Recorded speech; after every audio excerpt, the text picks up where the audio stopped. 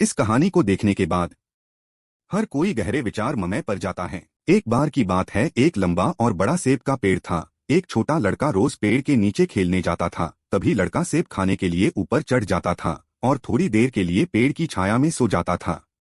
सेब के पेड़ से प्यार करो, और सेब का पेड़ उससे बहुत प्यार करता है।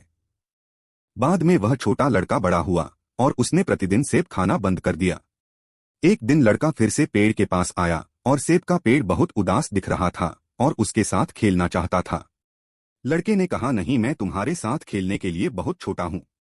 मुझे खिलौने चाहिए, लेकिन मेरे पास उन्हें खरीदने के लिए पैसे नहीं हैं। सेब के पेड़ ने कहा, दुर्भाग्य से मेरे पास पैसे नहीं हैं, लेकिन अगर तुम मेरे सारे फल तोड़कर बेचते हो तो क्या तुम्हारे पास पैसा होगा? लड़का बहुत उत्साहित था।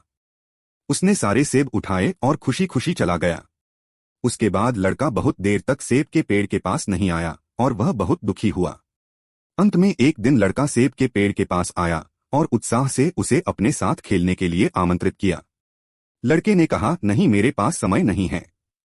मुझे परिवार के लिए काम करना है। हमें एक घर चाहिए, क्या आप मदद कर सकते हो? सेब के पेड़ ने कहा, मेरे पास घर नहीं है, लेकिन तुम मेरी सभी शाखाओं को काट सकते हो और उनका उपयोग घर बनाने के लिए कर सकते हो।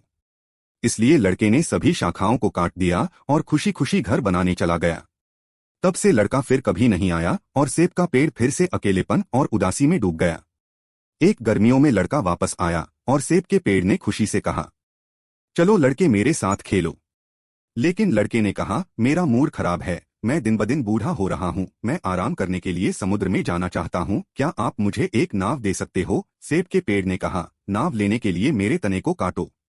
इसलिए लड़के ने सूंड काट ली, एक नाव बनाई और समुद्र में चला गया और बहुत देर तक वापस नहीं आया। कई सालों के बाद लड़का अंत में वापस आता है। सेब के पेड़ ने कहा, मुझे खेद है मेरे बच्चे, लेकिन मेरे सेब खत्म हो गए हैं। लड़के ने कहा, मेरे दांत सब गिर गए और मैं सेब नहीं खा सकता हूँ। मेरे पास और कोई चड्डी नहीं है जिस पर तुम चढ़ सको। मैं चढ़ने के लिए बहुत बूढ़ा हूँ। सेब के पेड़ ने आंसुओं के साथ कहा, मेरे पास तुम्हें देने के लिए कुछ नहीं है, केवल पुरानी मृत जड़ें बची हैं। इतने सालों के बाद अब मैं थक गया हूं।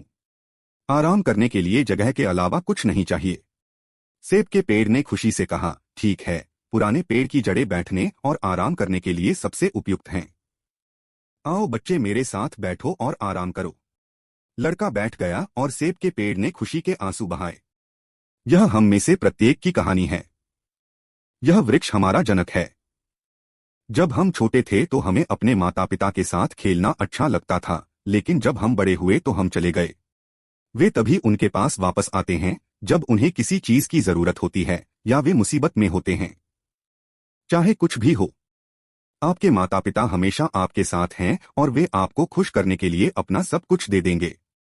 यह देखकर आप सोच सकते हैं कि यह लड़का सेब के पेड़ के प्रति क्रूर है। वास्तव में हम अपने माता पिता के साथ ऐसा व्यवहार क्यों नहीं करते?